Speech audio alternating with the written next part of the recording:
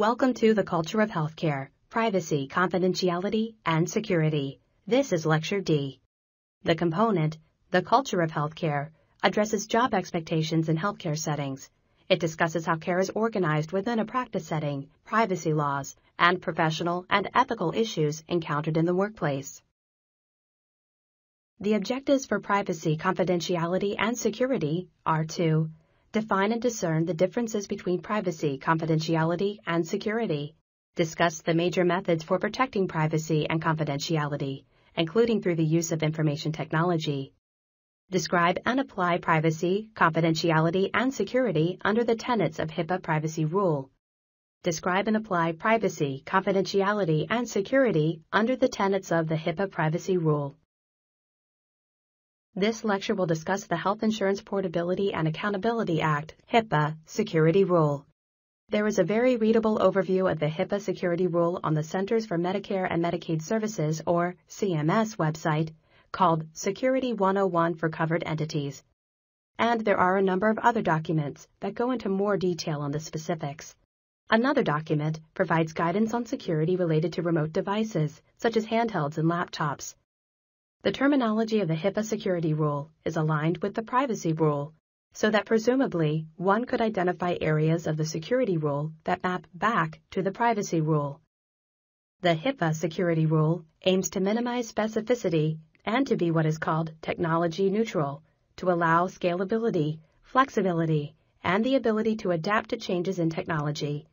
As such, there are only 13 required implementation specifics. The remainder of what is listed in the security rule is addressable. That is, there are approaches that may or may not be reasonable for a particular covered entity.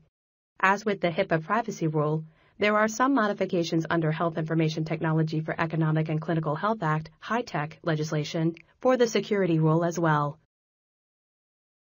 The general provisions of the security rule are that covered entities must ensure confidentiality, integrity, and availability of electronic protected health information that is created, received, transmitted, and maintained by the entity. Entities must protect against reasonably anticipated threats and hazards to such information by having a secure data center and using encryption where appropriate.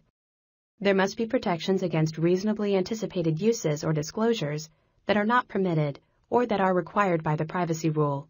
Entities must also ensure compliance by their workforce in implementing the security and privacy rules. The Department of Health and Human Services provides guidance on conducted risk assessments. One important feature of this reference is that it helps determine whether something that is addressable should be addressed by the provider. If the provider chooses not to address it, it should be documented in the risk analysis. What are the required safeguards? They are grouped into 3 categories: administrative, physical, and technical. Administrative safeguards are related policies and procedures that are designed to prevent, detect, and contain security violations.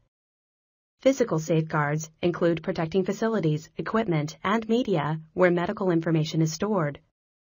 Technical safeguards are implementing various technical policies and procedures.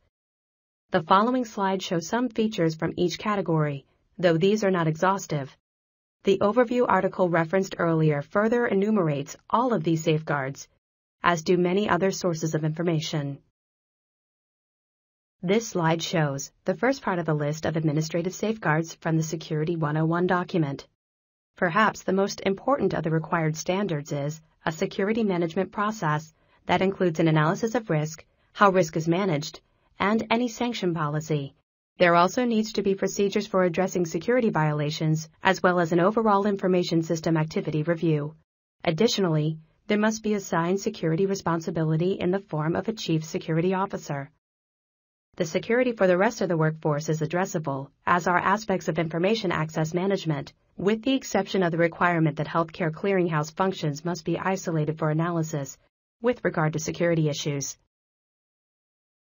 Continuing with the administrative safeguards, a set of addressable issues are security awareness and training for the workforce.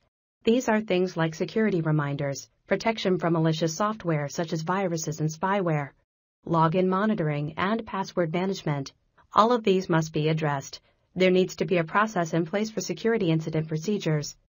There also needs to be required elements of a contingency plan, including what organizations do to back up data. recover from disaster, and respond to emergencies. There also needs to be evaluation of the security process as it pertains to the explicit agreements with an organization's business associates.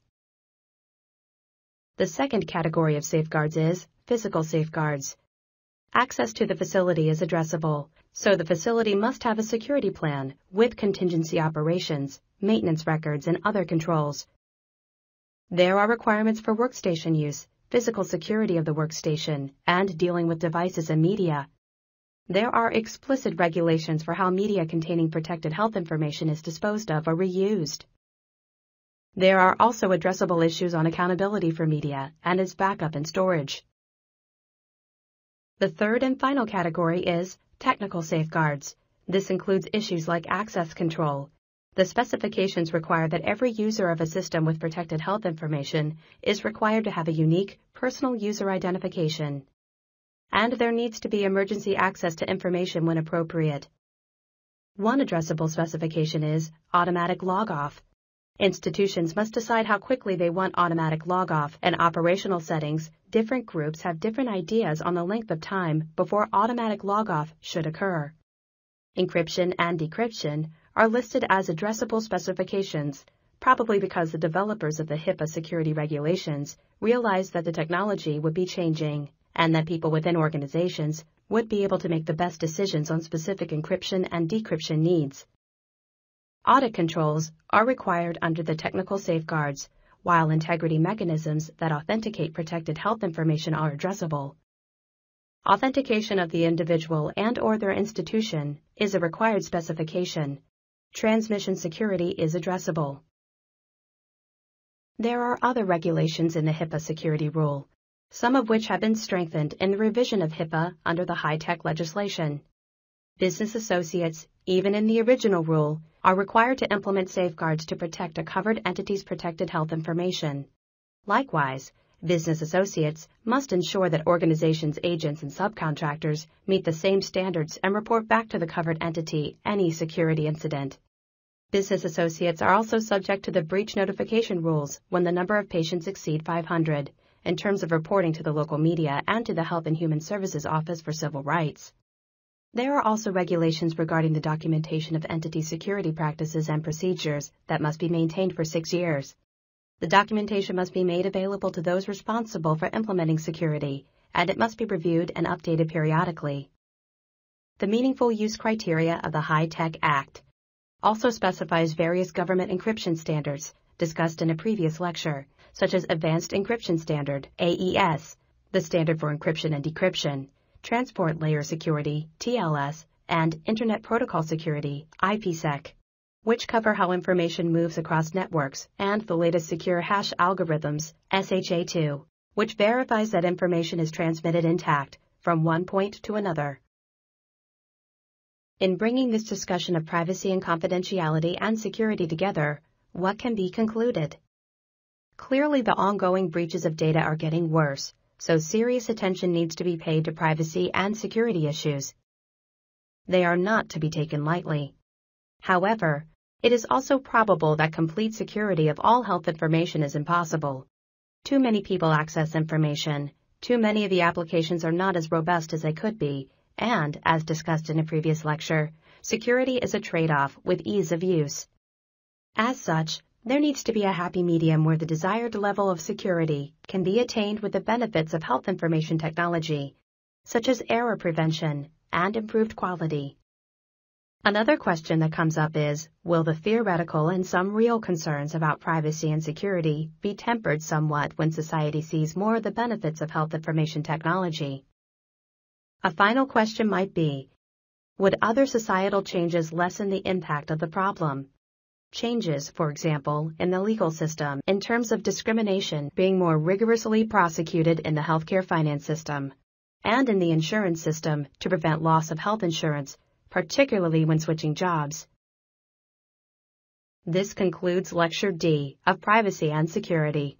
In summary, the HIPAA security rule aims to be actionable but flexible.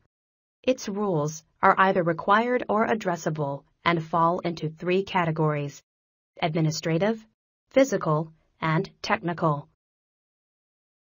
This also concludes privacy, confidentiality, and security.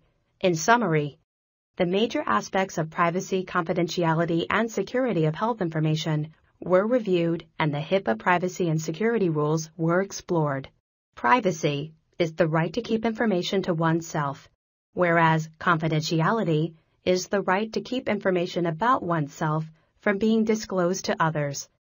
Security in this context is the protection of sensitive health information. There are many technologies to maintain security, but human vigilance is also required. Finally, the HIPAA privacy and security rules spell out the requirements for healthcare organizations and those with whom they do business in the U.S.